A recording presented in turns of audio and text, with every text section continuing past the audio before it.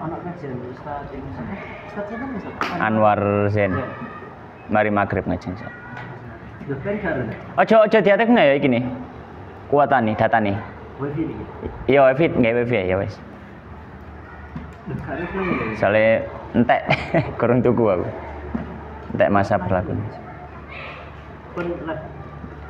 Bismillahirrahmanirrahim. Alhamdulillah wassalatu wassalamu ala Rasulillah wa ala alihi wa ashabihi wa man walah wa la hawla wa la quwata illa billah. Amma ba'd. Allahumma subhanaka la ilma lana illa ma 'allamtana innaka antal alimul hakim wa tub 'alaina innaka antat tawwabur rahim. Allahumma faqihna fid din wa 'allimna ta'wil waftah lana futuhal arifin warzuqna al-ikhlas fil ilmi wal amal. Allahumma amin.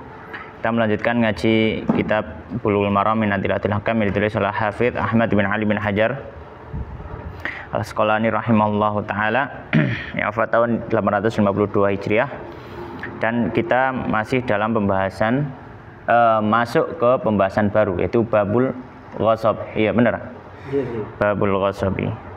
Silakan dibaca. Bismillahirrahmanirrahim. Rahimahullahu taala. Babul ghasbi, tentang ghasab. An Sa'id bin Zaid, dari Sa'id bin Zaid, anna Rasulullah, bahwasanya Rasulullah sallallahu alaihi wasallam tata'a, barang siapa yang nopo sengaja nopo. Shibran sengaja menggeser mana? Mengambil. Shibran apa ngene iki? Jengkal.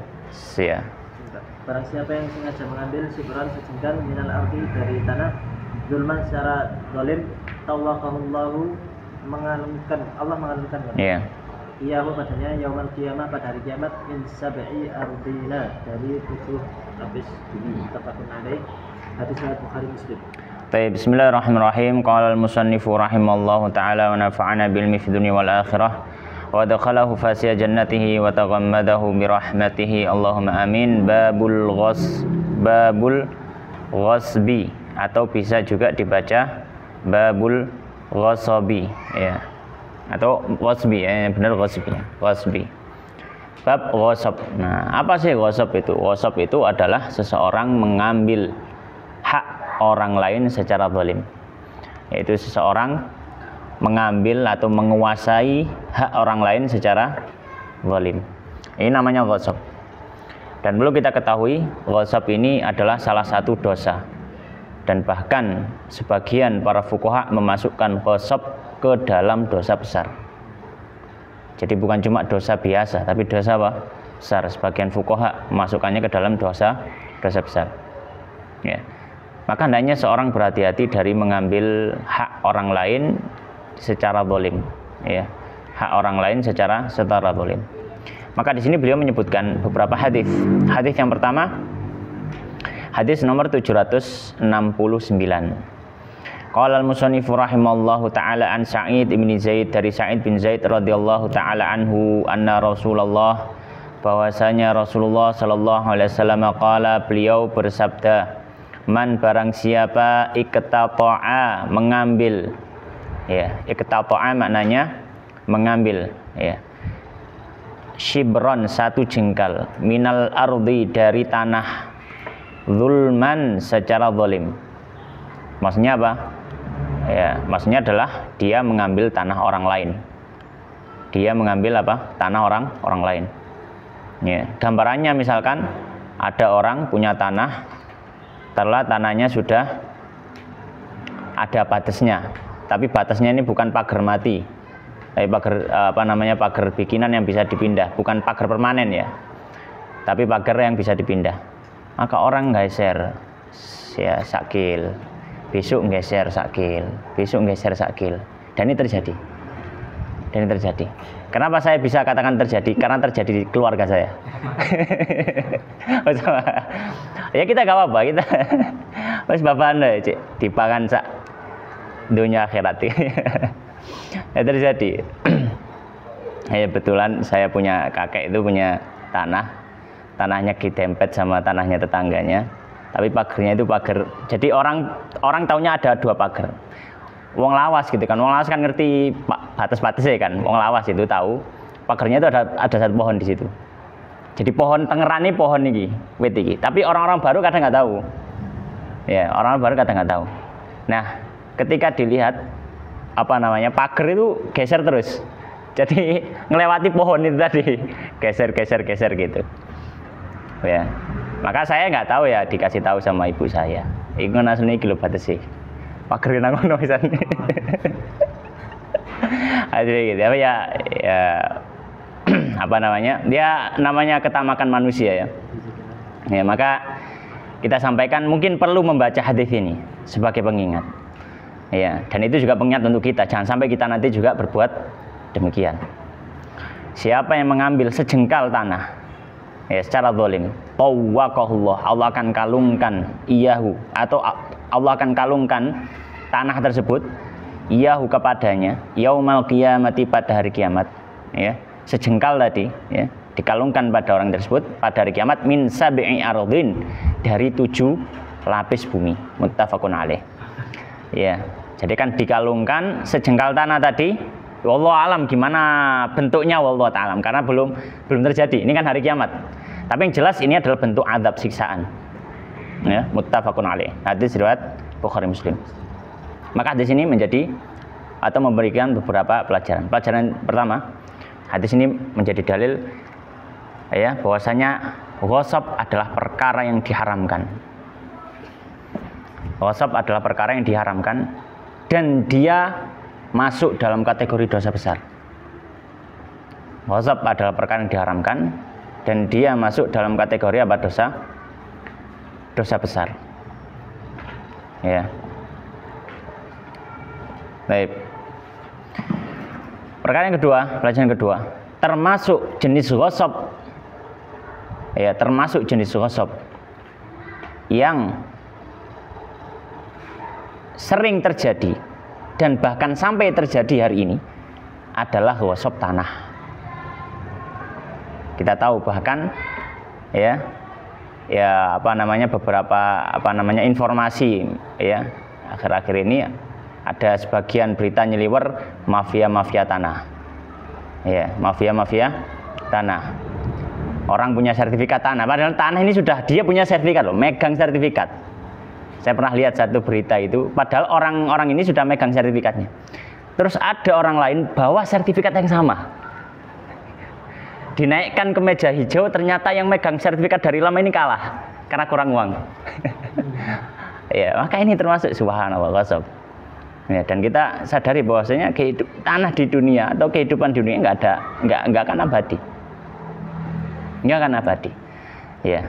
Maka biarlah manusia dengan ketamakannya, kita sebagai seorang muslim yang beriman pada Allah Subhanahu wa taala ya, bahwasanya memikirkan ya dunia ini sak ombone godhong telor, ya kan omongnya kan gitu. Hanya sebesar daun kelor. Kita tidak akan keluar dari situ dan dunia ini kecil, dunia ini terbatas ya. Dan apa namanya? Sebagaimana dalam Al-Qur'an disebutkan bahwasanya ketika orang-orang kafir nanti ketika ditanya pada hari kiamat, berapa lama kalian hidup di dunia ya, maka kami hidup di dunia ini seperti hanya seolah-olah sebagian hari saja, nggak sampai sehari. Kenapa? Karena merasa azab siksa di akhirat ini begitu panjang dibandingkan hidupnya yang mungkin 60, 70, 80 tahun di dunia.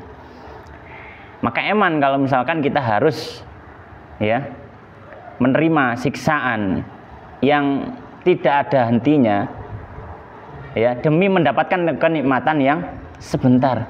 Mungkin kita bisa berhasil ghasab tanah. Akhirnya apa sih? Kita dapat apa? Mungkin dapat keuntungan di situ, uang beberapa rupiah. Tapi kurang mesti kita bisa menikmati tanah itu selama 30 tahun, belum mesti. Belum tentu. Ya, maka ini menjadi peringatan ya bagi kita semua. Ya, terkhusus ya juga kita yang belajar. Maka hendaknya kita menjauhi masalah tersebut ya. Masalah ghasab ini. Ya, dan ghasab termasuk apa? Kezaliman. Dan termasuk yang sering terjadi adalah ghasab tanah. Adalah ghasab tanah. Baik. Kemudian hadis berikutnya. Berikutnya wa Anas dari Anas radhiyallahu ta'ala anhu, anna nabiyya bahwasanya Nabi sallallahu alaihi wasallam. Allahumma shalli alaihi wasallam. Karena beliau mendapat di nisaihi di sisi istri-istrinya.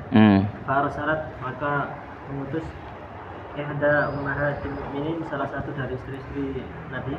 Khadimin bersama dengan pembantunya. Iya. Laha biqas'atin, dengan qas'aina. wadah.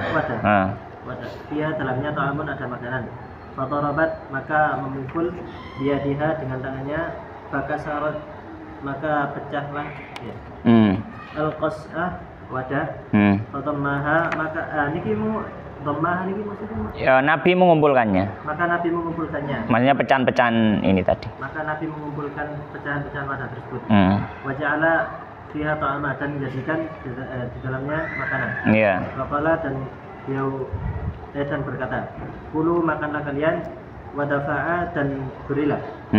Wadafa'a, dan Nabi memberikan. Dan Nabi memberikan. Kulu, makanlah, wadafa'a, dan Nabi memberikan al-qas'ata, wadah as-sahiha, yang bagus. Yang utuh. Nah, iya, yang utuh. Lir rasuli, untuk Nabi. Bukan, Rasul ini utusannya tadi. Utusannya tadi. Iya. Wa rasuli, untuk utusannya Nabi. Wahabasa, dan memberikan. Dan menyimpan. Nabi menyimpan. Dan Nabi menyimpan al-maksurah, yang pecah tadi.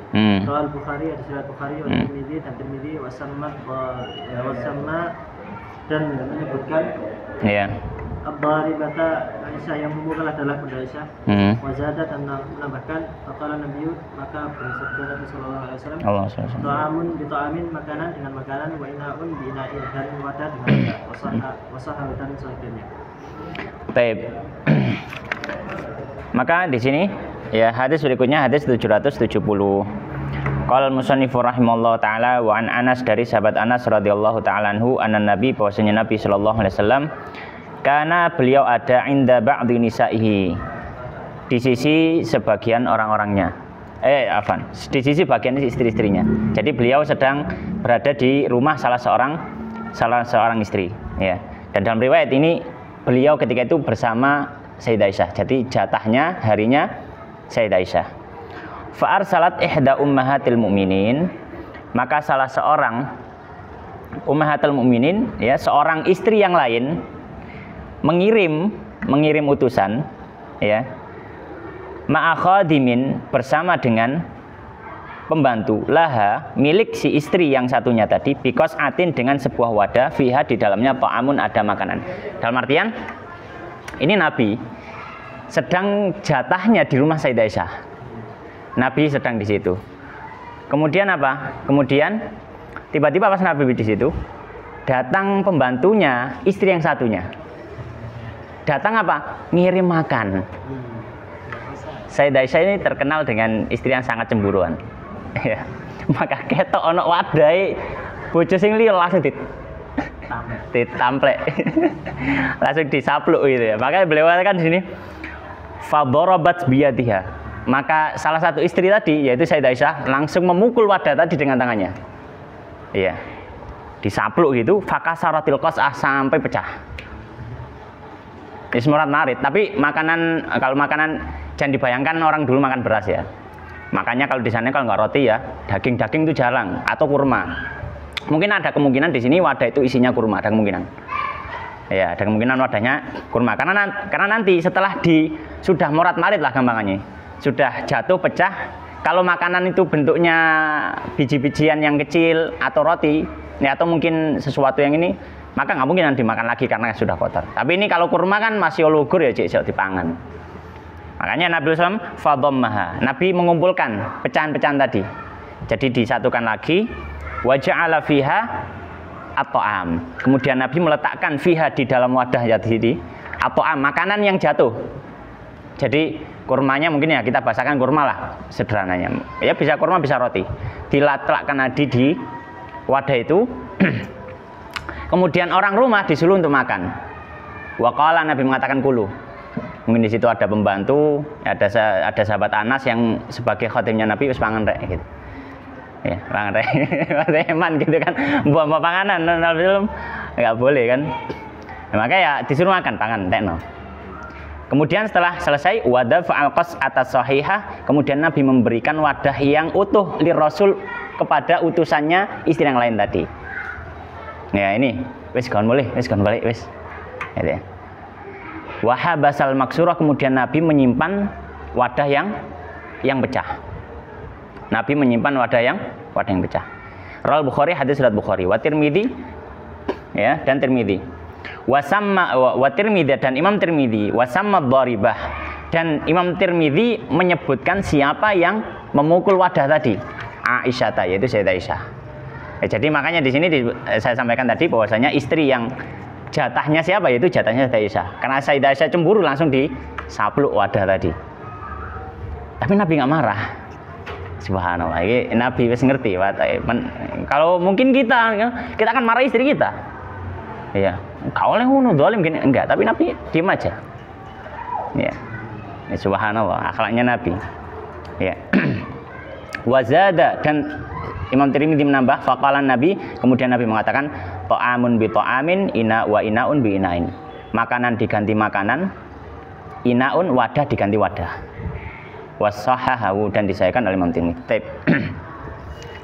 Hadis ini kan kayak nggak ada hubungan sama gosip ya, nanti gosip kan ya, nggak ada gosip. Tapi sebenarnya ada sedikit hubungan. Apa itu? Masalah, ya masalah. Jika orang gosip punya orang, terus punya orang itu hilang atau rusak, ini masalah. Maka di sini hadis ini memberikan kita faedah yang berhubungan dengan gosip, ya berhubungan dengan gosip. Apa itu? Itu ketika seseorang menggosok benda orang lain. Taruhlah ini gosok benda. Kemudian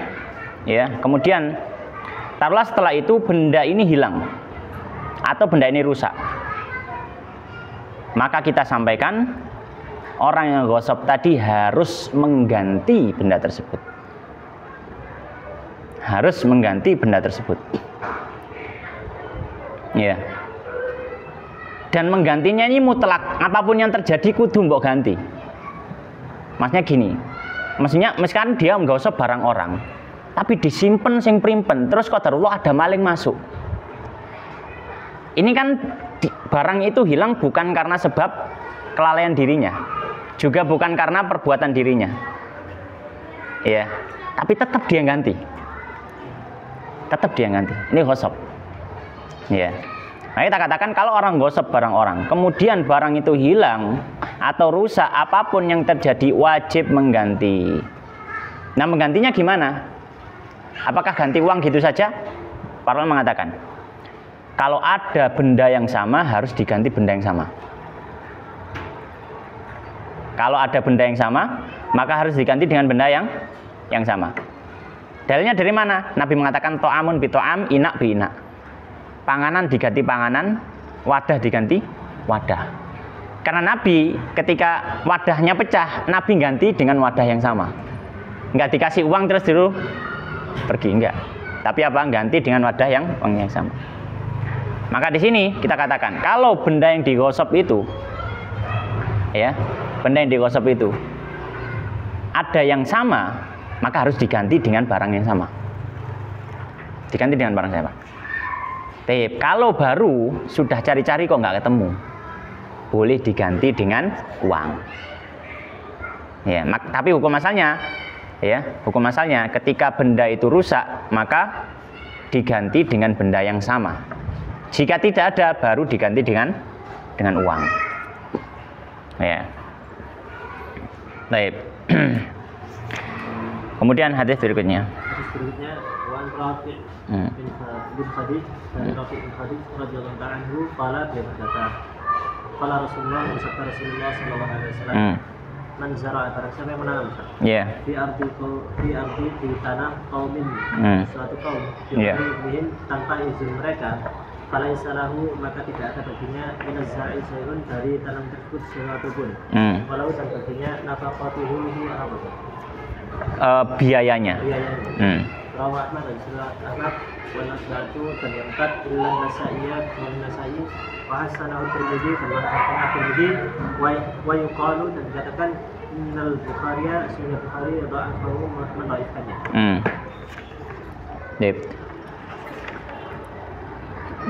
Mbak Ria, ibu iku sampean kon mlebu gak apa-apa.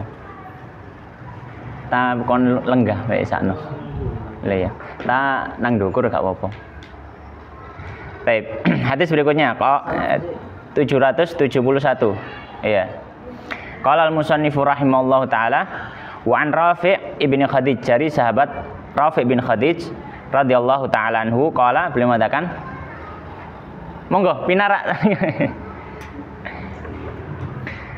Qala beliau mengatakan qala Rasulullah, bersabda Rasulullah sallallahu alaihi wasallam, man zara'a, siapa yang menanam fi ardi qaumin, di tanah seseorang. Ya, berarti fi ardi qaumin ini maksudnya adalah orang lain gitu ya. Siapa yang nanam di tanah orang lain bi ghairi idznihim, tanpa izin mereka. Falaisa lahu, maka tidak ada baginya minazar'i, dari tanaman tersebut syai'un, sedikit pun, dalam artian orang yang nanam tadi enggak berhak ngambil hasil tanamnya. Walahu, dan bagi yang nanam, lahu ini bagi yang nanam tanpa seizinnya tadi, nafaqatuhu, ya, berhak mendapatkan upahnya, nafkahnya. Ya, rawahu Ahmad, hadis diriwayatkan Imam Ahmad, wal arba'ah, dan yang 4 maksudnya Sunan Arba'ah, illa Nasai, kecuali Imam Nasai, wa hasanahu Tirmidzi, dan dihasankan oleh Imam Tirmidzi. Baik. Maka hadis ini memberikan pelajaran. Apa pelajarannya? Ya, pelajarannya hadis ini menjadi dalilnya Imam Ahmad dan yang sependapat dengannya. Ketika seseorang menggosok tanah orang lain dan dimanfaatkan untuk bertanam, ya, ketika orang gosok tanah orang lain dimanfaatkan untuk bercocok tanam, ya, dimanfaatkan untuk bercocok tanam, ya. Maka di sini kita katakan orang yang gosok tadi tidak berhak mendapatkan hasil panen. Ya, orang yang gosok tadi tidak berhak mendapatkan hasil panen. Terus hasil panennya dipek siapa? Dimiliki siapa? Dimiliki sama yang punya tanah. Karena tadi dia nanam itu hasil gosok. Ya. Tapi ya, orang yang gosok karena sudah menanam, ya, karena sudah menanam, maka orang yang gosok berhak mendapatkan upah yang layak karena dia yang menanam. Berhak mendapatkan upah yang layak karena dia yang menanam. Ya. Jadi misalkan ada orang A ini tiba-tiba pakai sawahnya si B untuk tanam padi. B-nya nggak tahu. Kemudian ketika mau panen, B-nya tahu. Akhirnya dirampas lah. Ya, maksudnya bukan dirampas, ditarik kembali tanahnya. Si A akhirnya nggak mau ya menyerahkan. Tapi si A sudah kadung tuku benih, ya kan? Terus kadung tuku pupuk, mes, ya, kemudian nyirami, bayari wong macam-macam. Ya. Maka kita katakan, ketika sudah kembali tanah itu ke pemiliknya, si pemilik tanah berhak untuk mengambil hasil panen semuanya. Dan orang yang sudah gosip tadi punya hak untuk mendapatkan upah. Karena dia yang sudah modali, keluar modal.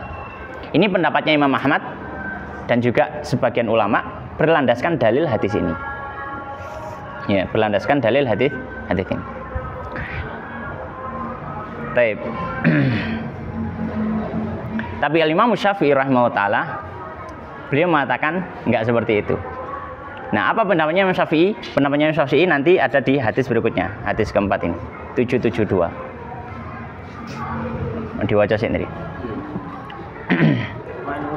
Wa'an Urwah bin Zubair dari Urwah bin Zubair radhiyallahu ta'ala anhu qala, beliau berkata, qala rajulun, berkata seorang laki-laki, ashabi Rasulullah, dari sahabat Rasulullah sallallahu alaihi wasallam, inna rajulaini, sesungguhnya dua orang laki-laki, ikhtasama niki meminta, ikhtasama bersengketa. Ikhtasama ila Rasulullah, kepada Rasulullah sallallahu alaihi wasallam. Dalam perkara tanah. Nah. Gharasa ahaduhuma, salah satunya menanam. Dia dalamnya nakhlan kurma, wal ardu lil akhar, sedangkan tanahnya milik yang lainnya. Iya. Faqada, maka mengadili. Iya. Rasulullah sallallahu alaihi wasallam bil ardi li sahibiha, untuk tanah itu kepada pemiliknya. Wa amara, dan memerintahkan sahiban nakhli, pemilik tanamannya dan pemilik kurmanya, an yukhrija, untuk mengeluarkan nakhlahu kurmanya. Wa qala, dan berkata, laisa li irkin zalimin hakun, tidak ada bagi upaya yang tidak ada hak apapun bagi orang yang bekerja secara zalim. Iya. Irk di sini maknanya apa namanya?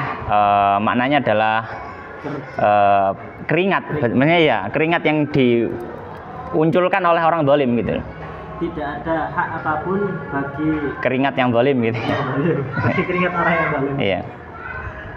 Rawahu Abu Dawud, hadis riwayat Abu Dawud, wa isnaduhu hasan, dan sanadnya hasan, wa akhiruhu, dan bagian akhirnya. Iya. Indah ashabis sunan, di sisi ashabis sunan, min riwayat Urwah, dari riwayat Urwah, an Sa'id, dari Sa'id bin Zaid, waktu lipat dan berselisih, wasli tentang tentang kewasalannya, wa irsali dan kemursalannya, wa fi ta'yini dan dari pada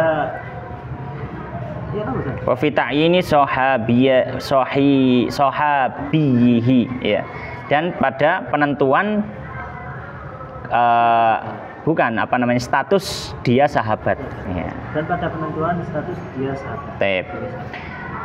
Berikutnya hadis berikutnya 772, qala wa an Urwah bin Zubair, dari Urwah bin Zubair radhiyallahu ta'ala anhu qala, beliau mengatakan qala rajulun, berkata seseorang min ashabi Rasulullah, dari sahabat Nabi sallallahu alaihi wasallam, inna rajulaini, sungguhnya ada dua orang, ikhtasama, sedang bersengketa, ila Rasulullah, kepada Rasulullah sallallahu alaihi wasallam, fi ardin, dalam satu bidang tanah. Di bidang tanah ini gharasa ahaduhuma, salah satunya sudah nanami fiha, di tanah itu, nakhlan, kurma, wal ardu lil akhar, sedangkan tanahnya punya orang lain. Faqadha Rasulullah, maka Rasulullah menetapkan bil ardi li sahibiha, ya, bahwasanya tanah itu ya, dikembalikan kepada pemilik tanah. Wa amara sahiban nakhli, dan memerintahkan si pemilik kurma, pohonnya, an yukhrija nakhlahu, untuk mengambil pohonnya. Ya, maksudnya ya ambil semua pohonmu itu. Kemudian Nabi mengatakan, qala, beliau mengatakan, laisa li irkin zalimin hakun, tidak ada bagi keringat yang zalim hak sama sekali. Rawahu Abu Dawud wa isnaduhu hasan, hadis diriwayatkan Abu Dawud dengan sanad yang hasan, dan seterusnya. Baik, maka hadis ini menjadi dalil untuk pendapat kedua tadi. Kasus ketika orang nanam di tanah seseorang, ya, di tanah seseorang tanpa seizinnya. Imam Syafi'i berpendapat, ya, kalau tadi pendapatnya Imam Ahmad, sekarang pendapatnya Imam Syafi'i. Imam Syafi'i berpendapat apa? Beliau mengatakan, kalau ada orang yang menanam di tanah seseorang tanpa seizinnya, maka boleh bagi pemilik tanah untuk memaksa si penanam mencabuti semua pohonnya, mencabuti semua tanamannya. Ya. Jadi di sini Imam Syafi'i tidak memandang bahwasanya apa namanya si pemilik tanah boleh menikmati hasil panen, enggak. Karena tetap Imam Syafi'i berpandangan pohon itu milik orang yang mempunyai bijinya. Bijinya ini milik siapa? Bijinya milik yang nanam. Maka yang nggak boleh diberikan pada yang selain yang nanam secara paksa. Maka kata Imam Syafi'i, solusinya, pilihan pertama, solusinya apa? Silahkan dicabut pohon-pohon itu, silahkan pindah di tanahmu sendiri. Itu Imam Syafi'i mengatakan. Atau mungkin bisa dibuat akad sulh, akad perdamaian. Solusi kedua. Bagaimana akad perdamaiannya? Si pemilik tanah mengizinkan untuk si penanam memanen hasil panennya dan dia nikmati, tapi si ghosib tadi, orang yang nanam tadi, diwajibkan untuk bayar sewa sejak dia awal nanam sampai panen. Ini kebalikannya dari Imam Ahmad tadi. Kalau Imam Ahmad berpandangan yang bayar upah itu pemilik tanah, tapi ini enggak. Yang bayar upah ya yang punya tanaman. Ya, yang punya tanaman. Taib. Jadi ini menjadi landasannya Imam Syafi'i rahimahullah taala. Taib. Hadis terakhir. Dari Abu Bakar, radhiyallahu taala anhu, karena Nabi, bahwasanya Nabi sallallahu alaihi wasallam pada di khutbatihi, dalam khutbahnya yauman nahri, pada hari kemudian di Mina, inna sungguhnya dima'akum, darah kalian, wa amwalakum, dan harta kalian, alaikum haramun, atas kalian adalah haram. Kahurmati yaumikum, sebagaimana haramnya hari kalian, hada yang ini, fi syahrikum hada, di bulan kalian yang ini, fi baladikum hada, di kota ini. Tafaqun alaih Bukhari Muslim. Hadis berikutnya yang terakhir 773 qala wa an Abi Bakrah, dari sahabat Abu Bakrah radhiyallahu taala anhu, anna Nabi bahwasanya Nabi sallallahu alaihi wasallam qala, beliau bersabda, fi khutbatihi, pada khutbahnya, yauman nahri bimina, pada hari nahar 10 Dzulhijjah di Mina, ini pada waktu haji wada. Di antara khutbahnya Nabi, beliau sampaikan apa? Inna dima'akum, sungguhnya darah kalian, wa amwalakum, dan harta kalian, wa a'radakum, dan kehormatan kalian, alaikum, atas kalian, haramun, hukumnya haram, dalam artian tidak boleh orang menumpahkan darah orang lain, seorang muslim menumpahkan darah orang lain, atau seorang muslim mengambil harta orang lain, atau seorang muslim menjatuhkan kehormatan orang lain. Kahurmati yaumikum hadza, seperti kehormatan hari kalian ini, yaitu Id. Wa fi baladikum hadza, dan di negeri kalian ini, yaitu tanah haram. Wa fi syahrikum hadza, dan di bulan kalian ini, yaitu bulan haram Dzulhijjah. Muttafaqun alaih, hadis riwayat Bukhari Muslim. Maka hadis ini menjadi pelajaran, ya. Apa pelajarannya? Bahwasanya termasuk hal yang diharamkan mengambil hak orang lain, harta orang lain secara zalim. Ya, termasuk perkara yang diharamkan mengambil harta orang lain secara zalim. Zalim itu maksudnya adalah tanpa keridhaan daripada si pemilik harta, karena Nabi sudah mengharamkannya. Dan diharamkan Nabi di tanah haram, di bulan haram, ya, di hari yang mulia. Maka ini termasuk perkara yang penting. Demikian, wallahu taala alam, wa sallallahu wa sallim wa barik ala nabiyina Muhammadin wa ala alihi washabihi ajmain.